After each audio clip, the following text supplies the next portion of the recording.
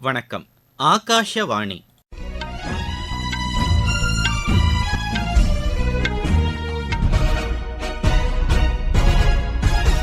செய்திகள் வாசிப்பவர் மணி துரைசாமி. தலைப்புச் செய்திகள். நாட்டின் வளர்ச்சியில் பெண்கள் முக்கிய பங்கு வகிப்பதாக பிரதமர் திரு நரேந்திர மோடி கூறியுள்ளார். மக்களவைக்கும் மாநிலங்களின் சட்டப்பேரவைகளுக்கும் ஒரே நேரத்தில் தேர்தல் நடத்துவது குறித்து ஆராய்வதற்காக அமைக்கப்பட்ட குழுவின் கூட்டம் இன்று புதுதில்லியில் நடைபெற்றது. பீகார் முதலமைச்சர் பதவியை ராஜினாமா செய்துள்ள திரு நிதிஷ்குமார் பிஜேபி ஆதரவுடன் புதிய அரசை அமைக்கவுள்ளார். உச்சநீதிமன்றத்தின் வைரவிழா கொண்டாட்டங்கள் இன்று தொடங்கின. உலகக்கோப்பை துப்பாக்கிச் சுடும் போட்டியில் இந்தியா தங்கப்பதக்கம் வென்றது. இனி விரிவான செய்திகள். நாட்டின் வளர்ச்சியில் பெண்கள் முக்கிய பங்கு வகிப்பதாக பிரதமர் திரு நரேந்திர மோடி கூறியுள்ளார். அகில இந்திய வானொலியில் இன்று ஒலிபரப்பான மக்களிடையே மனம் திறந்து பேசும் நிகழ்ச்சியில் அவர் இவ்வாறு கூறினார். எனதருமை நாட்டு மக்களே, ஜனவரி 26ஆம் தேதியன்று நடைபெற்ற அணிவகுப்பு மிகவும் அற்புதமானதாக இருந்தது. ஆனால் மிக அதிகளவு விவாதப் பொருளானது என்னவோ அணிவகுப்பில் கலந்து கொண்ட பெண்கள் சக்திதான். கர்த்தவ்ய பாதையிலே மத்திய பாதுகாப்பு படையினர், தில்லி போலீசாருடைய பெண்கள் பிரிவு அணிவகுப்பை தொடங்கிய போது அனைவரும் பெருமிதம் அடைந்தார்கள். பெண்களின் பேண்ட் வாத்தியத்தின் அணிவகுப்பு, அவர்களின் அற்புதமான ஒருங்கிணைப்பு ஆகியவற்றை பார்த்தபோது நாட்டிலும் அயல் நாடுகளிலும் உள்ளோர் வியந்து போனார்கள். இந்த முறை அணிவகுப்பில் கலந்து கொண்ட 20 அணிகளில் 11 அணிகள் பெண்களின் அணிகளாகவே இருந்தன. இடம்பெற்ற காட்சி ஊர்திகள் அனைத்திலும் பெண் கலைஞர்களே இருந்ததையும் காண முடிந்தது. நடைபெற்ற கலை நிகழ்ச்சிகளிலும் கூட கிட்டத்தட்ட 1500 பெண்கள் பங்கெடுத்துக் கொண்டார்கள். பல பெண் கலைஞர்கள் சங்கு, நாகஸ்வரம் மற்றும் நாகதா போன்ற பாரதிய இசை வாத்தியங்களை வாசித்து வந்தார்கள். பாதுகாப்பு ஆராய்ச்சி மேம்பாட்டு நிறுவனமான DRDOவின் காட்சி ஊர்தி வந்தபோது அதுவும் அனைவரின் கவனத்தையும் கவர்ந்தது. எப்படி பெண் சக்தியானது நிலம், நீர், வானம், இணையம் மற்றும் விண்வெளி என அனைத்து துறைகளிலும் தேசத்தின் பாதுகாப்பை உறுதி செய்து வருகிறது என்பது இதிலே வெளிப்படுத்தப்பட்டது. 21ஆம் நூற்றாண்டின் பாரதம் இப்படிப்பட்ட பெண்கள் வழிகாட்டும் முன்னேற்றம் என்ற மந்திரத்தோடு கூட முன்னேறி வருகிறது. பெண்கள் அனைத்து துறைகளிலும் சாதனை படைத்து வருவதாக அவர் தெரிவித்தார்.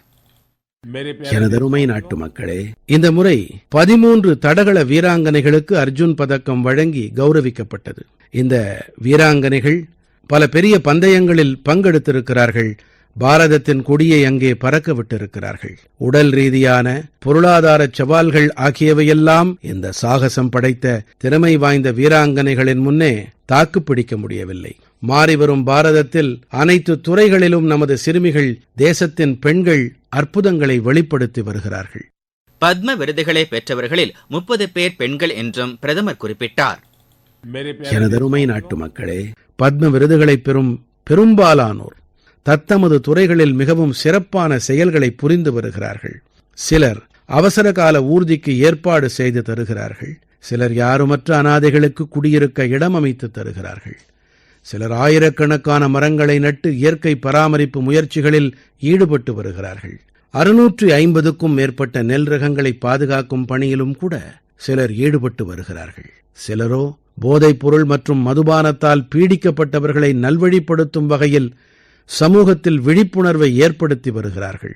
பத்ம விருதுகளை பெறுபவர்களில் 30 பேர் பெண்கள் என்பது நாட்டு மக்களுக்கு மிகவும் மகிழ்ச்சி அளிக்கும் விஷயமாகும்.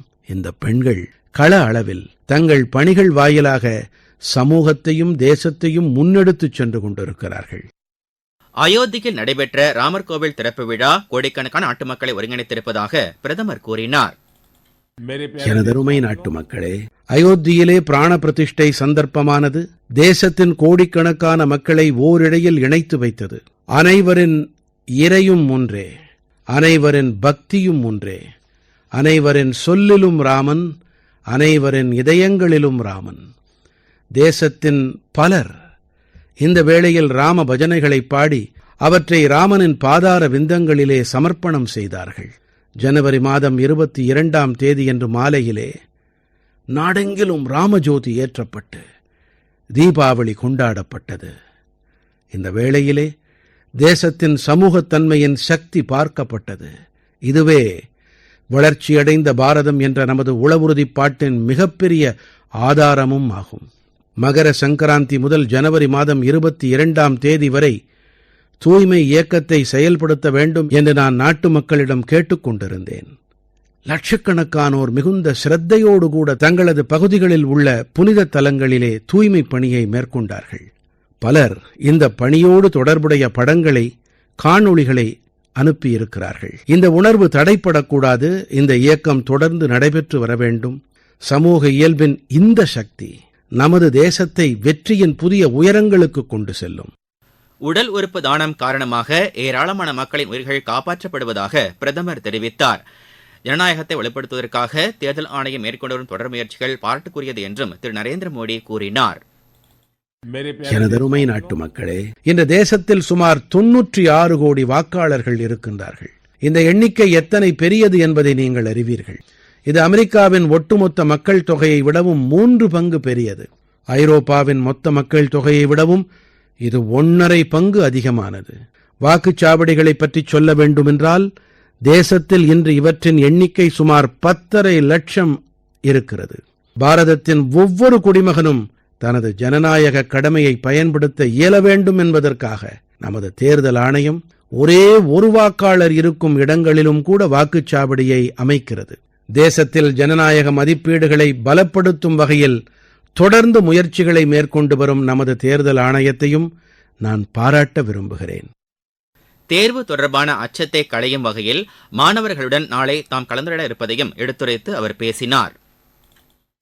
எனதருமை நாட்டு மக்களே, கடந்த 7 ஆண்டுகளிலே பரீட்சா பே சர்ச்சா கல்வி மற்றும் தேர்வுகளோடு தொடர்புடைய பல பிரச்சனைகள் குறித்து உரையாட ஒரு மிகச்சிறந்த ஊடகமாக ஆகியிருக்கிறது. இந்த முறை 2.25 கோடிக்கும் மேற்பட்ட மாணவச் செல்வங்கள் இதிலே தங்களை பதிவு செய்து கொண்டிருக்கிறார்கள். தங்கள் உள்ளீடுகளையும் அளித்திருக்கிறார்கள் என்பது எனக்கு மகிழ்ச்சியை அளிக்கிறது. நாம் முதன்முறையாக 2018 இந்த நிகழ்ச்சியை தொடங்கிய வேளையிலே இந்த எண்ணிக்கை வெறும் 22,000 இருந்தது. மாணவச் செல்வங்களுக்கு உத்வேகம் அளிக்கவும், தேர்வுகளின் அழுத்தங்கள் குறித்து விழிப்புணர்வை பரப்பவும் பல நூதனமான முயற்சிகளும் செய்யப்பட்டிருக்கின்றன.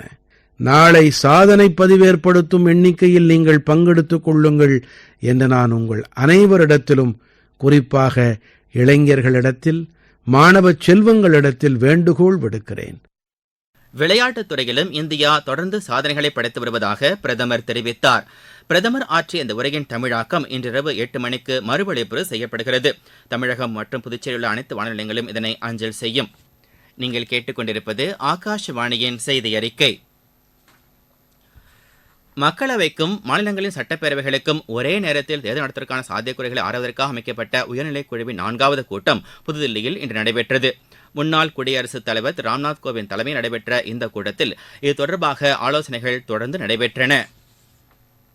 உச்சநீதிமன்றத்தின் வைரவிழா கொண்டாட்டங்கள் இன்று தொடங்கின. புதுதில்லியில் பிரதமர் திரு நரேந்திர மோடி இதனை தொடங்கி வைத்தார். பீகார் முதலமைச்சர் திரு நிதிஷ்குமார் தமது பதவியை ராஜினாமா செய்துள்ளார். பாட்னாவில் ஆளுநர் திரு ராஜேந்திர விஸ்வநாத் அர்லேக்கரை சந்தித்து அவர் தமது ராஜினாமா கடிதத்தை சமர்ப்பித்தார்.